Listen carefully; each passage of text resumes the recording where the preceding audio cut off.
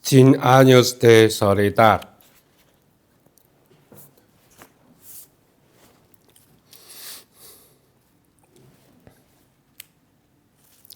Cuando José Arcadio II despertó, estaba por Carrapa en las tinieblas. Se dio cuenta de que iba en un tren interminable y silencioso, y de que tenía el cabello apermazado por la sangre seca y le dolían todos los huesos.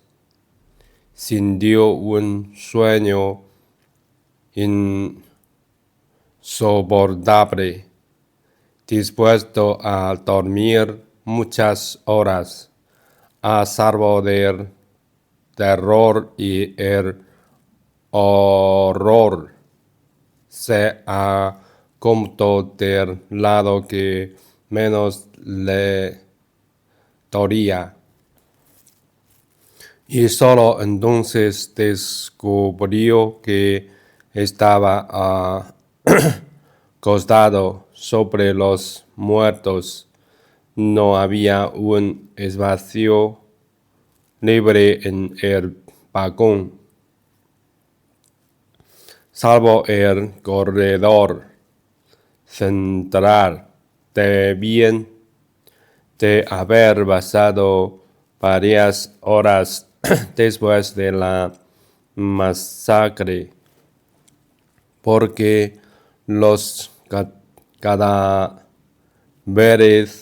tenían la misma temperatura del yeso en otoño, y su misma consistencia de espuma petrificada, y quienes los habían puesto en el vagón tuvieron tiempo de aromarlos en el orden y el sentido en que se transportaban los racimos de banano. Tratando de fugarse de la pesadilla, José Arcadio II se arrastró de un vagón a otro, en la dirección en que avanzaba el tren, y en los relámpagos que estallaban por entre los listones de madera al pasar por los pueblos dormitos, veía los muertos hombres, los muertos mujeres, los muertos niños, que iban a ser arrojados al mar como el banano de rechazo. Solamente reconoció a una mujer que vendía refrescos en la plaza y al coronel Gavilán, que todavía llevaba enrollado en la mano el cinturón con la hebilla de plata moreriana con que trató de abrirse camino a través del abanico. Cuando llegó al primer vagón, dio un salto en la oscuridad y se quedó tendido en la zanja hasta que el tren acabó de pasar. Esa el más largo que había visto nunca, con casi 200 vagones de carga y una locomotora en cada extremo y una tercera en el centro. No llegaba ninguna luz, ni siquiera los rojas y verdes lámparas de posición, y se deslizaba a una velocidad nocturna y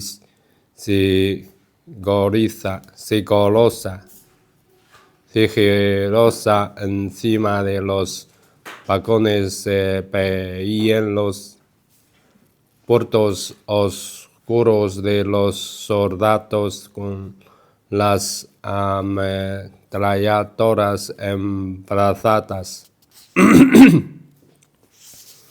Después de medianoche se precipitó un aguacero torrencial. José Arcadio II ignoraba dónde había saltado, pero sabía que caminando en sentido contrario al del tren llegaría a Magundo. Al cabo de más de 3 horas de marcha, empezaba hasta los huesos como un dolor de cabeza terrible. Divisó las primeras casas a la luz del amanecer, atraído por el olor del café.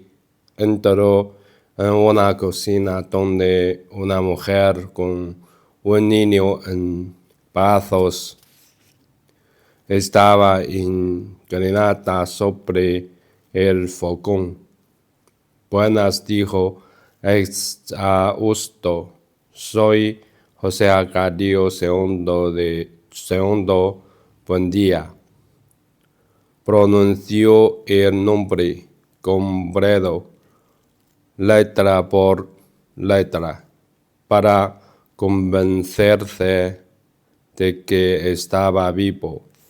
Hizo bien, porque la mujer había pensado que era una aparición al ver en la puerta la figura escuálida, sombría, con la cabeza y la ropa sucias de sangre y tocada por la solemnidad de la muerte. Lo conocía. Llevó una manta para que se arropara mientras se secaba la ropa en el fogón. Le calentó agua para que se lavara la herida, que era solo un desgarramiento de la piel, y le dio un pañal limpio para que se vendara la cabeza. Luego le sirvió un bolsillo de café sin azúcar, como le habían dicho que lo tomaban los buen día, y abrió la ropa cerca del fuego. José Arcadio II no habló mientras no terminó de tomar el café.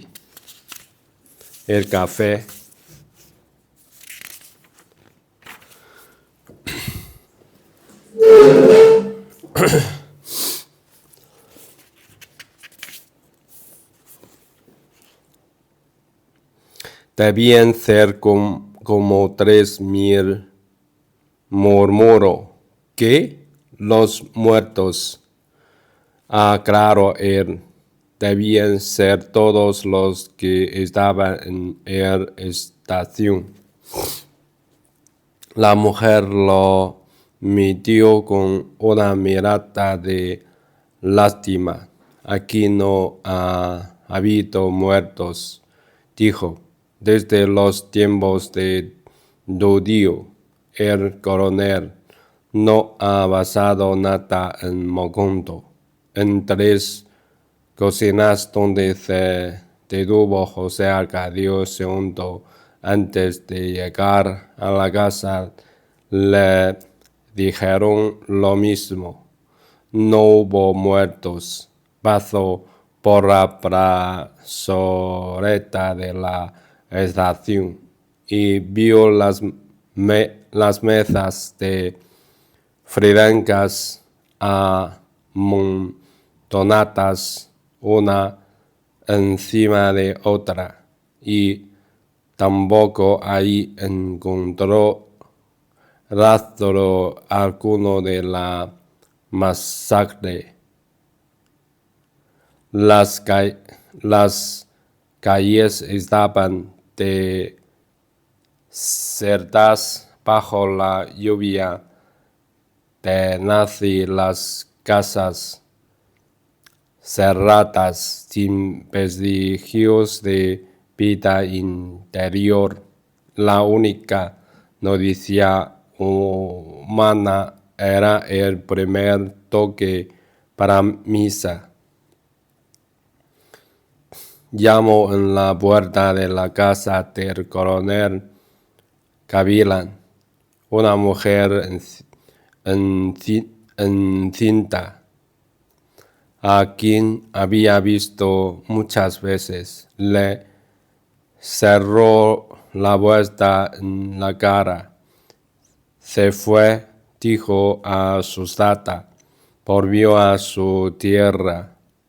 La entrada principal del gallinero alambrado estaba custodiada, como siempre, por dos policías locales que parecían de piedra bajo la lluvia, con impermeables y cascos de hule.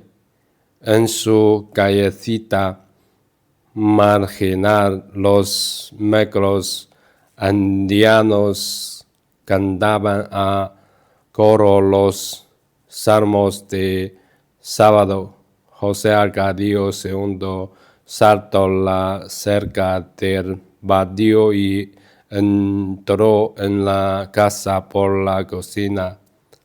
Santa Sofía de la Piedad apenas levantó la voz. Que no te vea Fernanda, dijo. Hace un rato se estaba levantando, como si cumpliera un pacto implícito. Llevo al hijo al cuarto de las pasinillas, le arregló el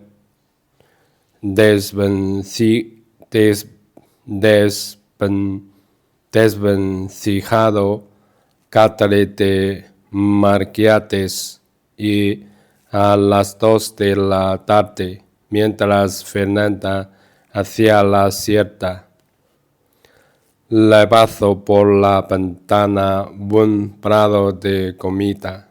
Aureliano II había dormido en casa porque ahí lo sorprendió la lluvia, y a las 3 de la tarde todavía seguía esperando que escampara. Informado en secreto por Santa Sofía de la Piedad. A esa hora, vistido a su hermano en el cuarto de Merquiates, tampoco él creyó la versión de la masacre ni la pasadilla del tren cargado de muertos que viajaba hacia el mar. La noche anterior habían leído un bando nacional extraordinario para informar que los obreros habían obedecido la orden de evacuar la estación y se dirigían a sus casas en caravanas pacíficas. El bando informaba también que los dirigentes sindicales con un elevado espíritu patriótico habían reducido sus peticiones a 2 puntos: reforma de los servicios médicos y construcción de letrinas en las viviendas. Se informó más tarde que cuando las autoridades militares obtuvieron el acuerdo de los trabajadores, se apresuraron a comunicárselo al señor Brown, y que éste no solo había aceptado las nuevas condiciones, sino que ofreció pagar 3 días de jolgorios públicos para celebrar el término del conflicto, solo que cuando los militares le preguntaron para qué fecha podía anunciarse la firma del acuerdo, él miró a través de la ventana del cielo rayado de relámpagos e hizo un profundo gesto de incertidumbre. Será cuando escampe, dijo. Mientras dure la lluvia, suspendemos toda clase de actividades. No llovía desde hacía 3 meses y era tiempo de sequía. Pero cuando el señor Brown anunció su decisión, se precipitó en toda la zona bananera el aguacero torrencial que sorprendió a José Arcadio II en el camino de Macondo. Una semana después seguía lloviendo. La versión oficial, 1000 veces repetida y machacada en todo el país por cuando medio de deportación encontró el gobierno a su alcance. Terminó por imponerse. No hubo muertos. Los trabajadores satisfechos habían vuelto con sus familias y la compañía panelera suspendía actividades mientras pasaba la lluvia. La ley marcial continuaba en previsión